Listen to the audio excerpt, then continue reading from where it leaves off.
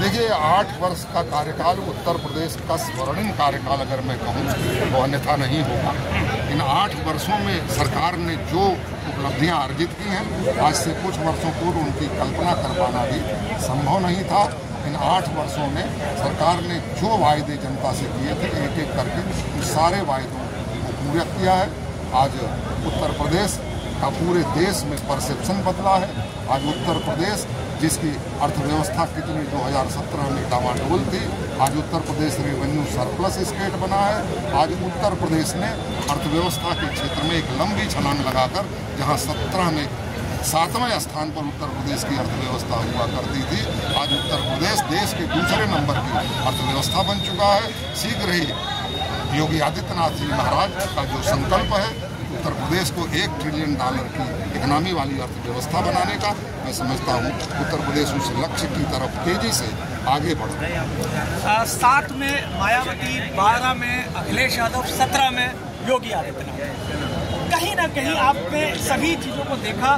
कानून व्यवस्था को लेकर आपको क्या लगता है, क्या काम किया है योगी सरकार ने? आपको क्या लगता है? नहीं, मुझे देखिए, मैं आपसे पूछ रहा हूँ, आपको क्या लगता है? देखिए, 2007 से 12 तक और 12 से 17 तक उत्तर प्रदेश में कानून व्यवस्था की स्थिति क्या थी आप जानते हैं।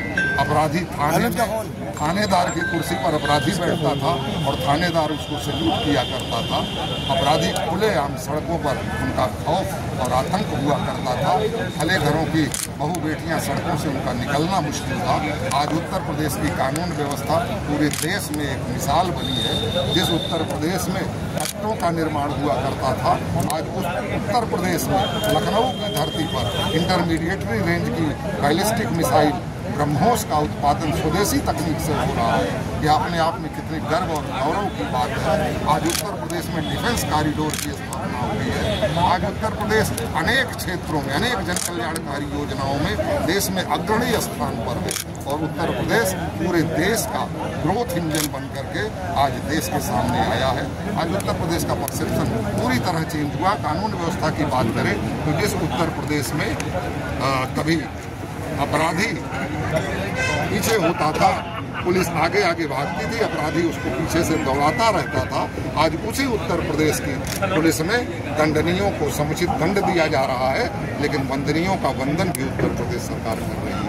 आज अखिलेश यादव का एक बयान सोशल मीडिया पर बहुत वायरल हो रहा है कि गौशाला से बदबू आ रही है, बीजेपी गौशाला लेकर जा रही है और वो इत्र पार्क बना रहे हैं। कैसे इस बयान को देखते हैं? जी, मैंने भी ये बयान सुना है और मुझे बड़ा खेद है ये कहते हुए कि उनको परफ्यूम पार्क और गौशाला में उनको अंतर समझ में आ रहा। उनको परफ्यूम पार्क से खुशबू और गौशाला से दुर्गंध नजर आती हुई मैंने सुना है, उन्होंने कहा है, लेकिन मुझे तो उनकी बातों से दुर्गंध आती हुई नजर आ रही है, क्योंकि वो कभी अपने को भगवान कृष्ण का वंशज होने का दावा करते थे।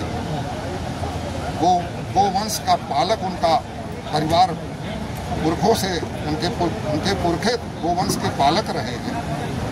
तो एक ग्वाले का लड़की अगर ऐसा कहे कि उसे गोबर से दुर्गंध आ रही है, तो मैं समझता हूँ वो पतन के रास्ते पर तेजी से चल पड़े हैं। मैं यही कहूँगा, ईश्वर से प्रार्थना करूँगा कि ईश्वर बुद्धि प्रदान। 27 में बीजेपी फिर चुनाव में जाएगी, क्या लगता है आपको?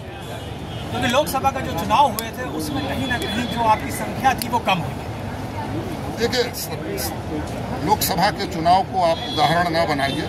लोकसभा के चुनाव का दृश्य दूसरा था। विपक्ष ने लोगों को भरमाने का काम किया था, लोग उनके बहकावे में आ गए थे। विपक्ष ने कहा कि संविधान खतरे में है, लोकतंत्र खतरे में है, भारतीय जनता पार्टी आरक्षण समाप्त करने जा रही। आज भी भारतीय जनता पार्टी की सरकार देश में और प्रदेश में कहीं भी भारतीय जनता पार्टी तो आरक्षण की नीतियों की समर्थक है।